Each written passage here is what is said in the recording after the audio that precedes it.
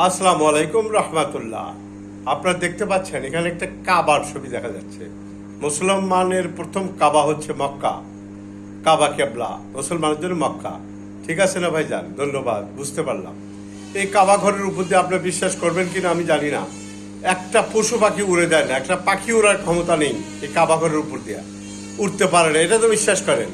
আলহামদুলিল্লাহ।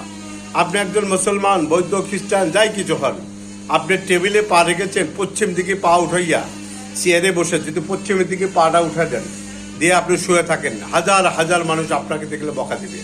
বলবো কি জানেন, ইসলাম মুসলমানই না, এই খ্রিস্টান কিভাবে পশ্চিমের দিকে পা উঠে বসে রয়েছে। দুঃখের বিষয় ভাইজান, পা পশ্চিম মুখে তুলে দিলে যদি কাবলার বেদবি হয়, ক্যাবলা ক্যাবলা অর্থাৎ কাবার বেদবি হয়, তাহলে আপনি আমি যে আহা এই জায় নামাজটা ব্যবহার করছি পায়ের তলে দিয়ে, আবার মোনাজাতের সময় উল্টো কাবার উপরে বসে পড়ছি, এখানে বসে পড়ছি। আসল সমস্যা কোন জায়গায় সেটা জানেন? আপনার আমার না ভাইজান, এটা বিদেশিদের চক্রান্তে বেড়া জালে। ব্রিটিশ তাই করেছিল, চক্রান্ত করেছিল যে মুসলমানের কাবাবকে অবহেলা, আব্রাহাম বাছা যে চক্রান্তটা করেছিল, তার নেতা কর্মীগণ, তার সহকর্মীগণ একটা চিন্তা করে বাচ্চাকে পরামর্শ দিল যে আপনি কাবাকে কিভাবে অপমান করবেন, তার দরকার নেই, আপনি কৌশল করেন। কাবার ছবিটা আপনি জায় নামাজে লিখে দেন, যাতে করে মুসলমানেরা জায় নামাজ জীবনের অজান্তেই এই জায় নামাজে পা রাখবে এবং কাবাকে পিছিয়ে ফেলবে, পায়ের নিচে পিছিয়ে ফেলবে। এটাই হবে আপনার প্রথম প্রতিশোধ নেওয়ার একটা অহংকার।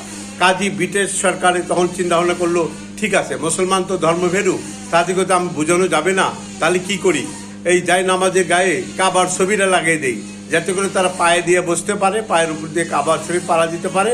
আবার তারা উল্টে বসে যখন মোনাজাত করবে, কাবার উপরে তার শরীরটা পড়বে, বসা পড়বে, কাবাকে অপমান করা হবে। চরন্ত এই ব্রিটিশদের বেড়াজাল থেকে রক্ষা পাওয়ার জন্য মুসলমানকে 1989 সালে ইমাম শাহ চন্দ্রপুর রহমতুল্লাহ আলমিনের পক্ষ থেকে এই কথাটা যখন বলা হয়েছিল, তখন তিনি বললেন টিপি, তারপরে যে কোনো সংবাদ মাধ্যমে, টিভি চ্যানেল থেকে শুরু করে রেডিওর সংবাদ মাধ্যমে এই খবরটা প্রকাশিত হয়েছিল যে জায় নামাজের উপরে কাবার ছবি থাকা থেকে এখানে নামাজ পড়া যাবে না, নিষেধ করা হয়েছে, অপমান হয় বিদায়। কিন্তু অজ্ঞ মুসলমান বেশি বিশেষজ্ঞ হওয়ার কারণে তারা আজও বুঝতেছে না কাবার ছবিতে পা রেখে, জায় নামাজে রেখে পা রেখে কিভাবে তারা নামাজ পড়ে। হাই হাই মুসলিম জনতা, ধিক্কার জানাচ্ছি। এই কাবাকে অপমান করার জন্য ব্রিটিশেরা, ব্রিটেন সরকার যে কৌশলটা করেছিল, ব্রিটিশ সরকার যে কৌশলটা করেছিল, তারা সাকসেসফুল হয়েছে। কারণ তারা মুসলমানের যায় নামাজে কাবার ছবি লাগাইয়ে মুসলমানকে কিভাবে পরাজিত করা যায়, তার জন্য তাদের মনের মধ্যে যে হিংসাটা ছিল, তারা তা প্রতিশোধ ঠিকভাবে নিয়েছে। কিন্তু আপনি আমি আমরা এখনো বুঝতে পারছি না, কাবার দিকে পা তুলে দাঁড়ালেই মানুষে বকা দেয়, কাবার উপর দিয়ে একটা পাখি উড়ে যেতে পারে না, মানুষে বকা দেয়, সম্মান করে, পাখি উড়ে যেতে চায় না।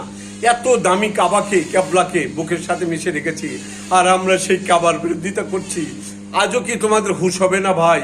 কেন সেই কাবার ছবি পায়ের নিচে দিয়ে নামাজ পড়তে হবে আপনাকে? ব্রিটিশদের দালালদের কথা আপনাদেরকে মেনে নিতে হবে। কিছুই বুঝতেছেন না। ব্রিটিশ সরকার যা চাচ্ছিল, ব্রিটেনেরা যা চাচ্ছিল, তাই তারা সাকসেসফুল হয়েছে। আপনারা এখনই প্রতিহত করুন। কাবার ছবি মাখানো অবশ্যই তা ব্যবহার করা উচিত নয়। আমি মনে করি মুসলমান হিসাবে আপনারা একটু ভেবে চিন্তা দেখবেন, আপনারা কি সত্যিকারী গুনাহগার হচ্ছেন না সত্যিকার নেককার হচ্ছেন। খোদা হাফেজ। বাংলাদেশ জিন্দাবাদ।